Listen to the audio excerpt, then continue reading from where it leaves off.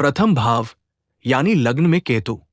जब केतु किसी व्यक्ति के लग्न में बैठता है तो उसके व्यक्तित्व में एक अनकही दूरी, एक अनजाना रहस्य जन्म लेता है। वो भीड़ के बीच खड़ा होता है पर भीतर कहीं अकेलापन समाया रहता है। लोग उसे समझ नहीं पाते और सच तो ये है कि वो खुद भी अपनी गहराई को हमेशा नहीं समझ पाता। इस केतु की वजह से आत्मा पुराने जन्मों की यादें लेकर आती है। इसलिए इस जीवन में ये व्यक्ति अक्सर सोचता है, मैं कौन हूं? मैं वास्तव में किस लिए धरती पे आया हूं? जीवन में कई बार अचानक मोड़ आते हैं, पहचान बदलती है, रुचियां बदलती है और व्यक्ति बार बार भीतर जाकर खुद की खोज करता है। ये केतु सिखाता है कि बाहरी चेहरे पर मत जियो, अपनी वास्तविक आत्मा को पहचानो। ये जन्म उसी खोज के लिए मिला है। दूसरे भाव में केतु। दूसरे भाव में केतु होने से इंसान के बचपन में कोई अभाव, कोई अधूरापन, कोई दूरी सी छुपी रहती है। परिवार तो है पर जैसे दिल में कोई खाली जगह बची हुई है। केतु यहां कहता है कि धन आएगा पर स्थिरता तुम्हारे हाथ में नहीं होगी। कभी सब कुछ मिलेगा, कभी सब अचानक चला जाएगा। वाणी गहरी होती है पर कभी कभी व्यक्ति ऐसा कुछ बोल देता है जिसके बाद पछतावा होता है। केतु यहां सिखाता है कि परिवार की गर्माहट सिर्फ शब्दों से नहीं, धैर्य से बनती है और धन सिर्फ कमाने की चीज नहीं, संभालने की कला भी है। तीसरे भाव में केतु।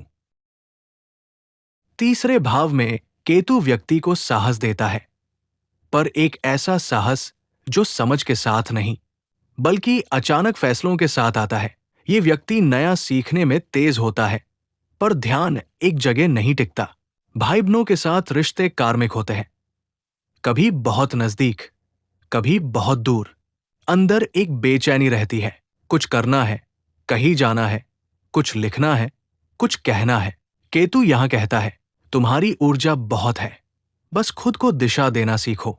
चौथे भाव में केतु।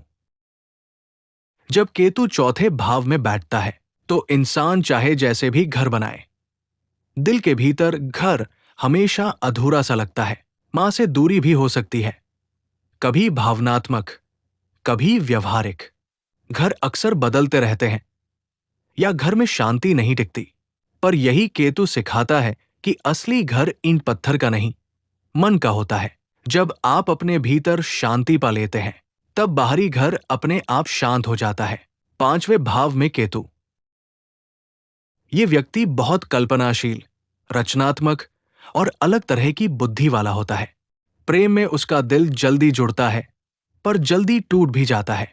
कभी अचानक प्यार आता है, कभी अचानक चला जाता है, जैसे कोई कार्मिक कनेक्शन हो जो अधूरा रह गया था।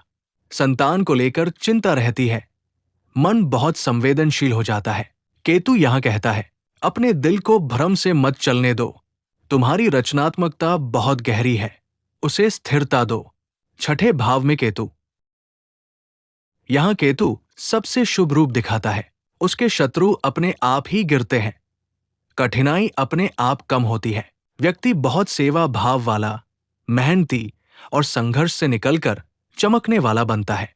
कभी कभी स्वास्थ्य अचानक गड़बड़ाता है पर उतनी जल्दी ठीक भी होता है। केतु यहां कहता है, कठिनाई से घबराओ मत, तुम्हारे भीतर सेवा की शक्ति है, उसे अपनाओ, यही तुम्हारा जीवन पथ है। सातवें भाव में केतु। यहां केतु रिश्तों में दूरी ला देता है। लाइफ पार्टनर तो मिलता है पर वो वैसा नहीं होता जैसा व्यक्ति ने सोचा था।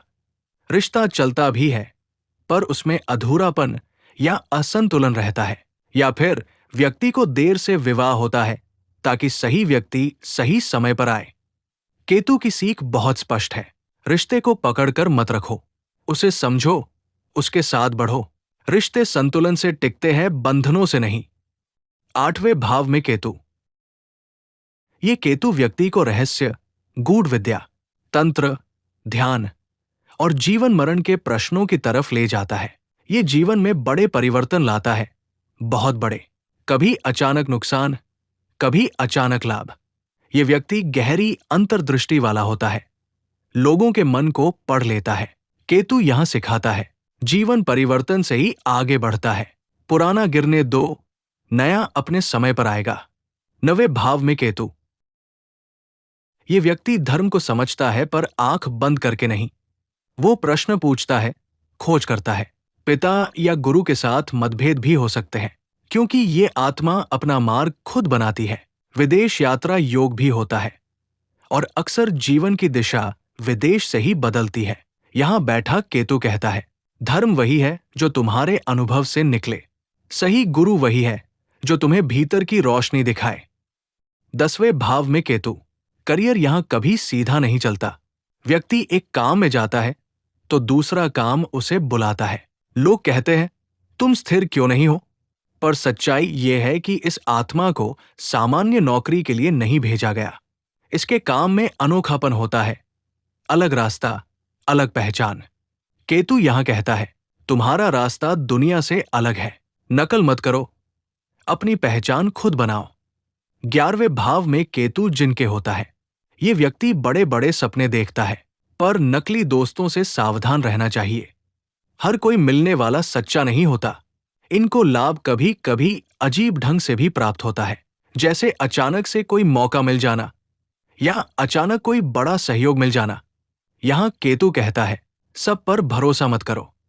सपने बड़े रखो, पर अपने लोग समझदारी से चुनो। 12वें भाव में केतु।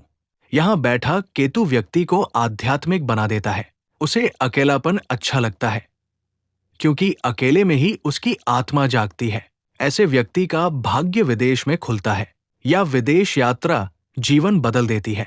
उसे सपने बहुत आते हैं, उसका इंट्यूशन तेज होता है और व्यक्ति भीतर से जुड़ जाता है।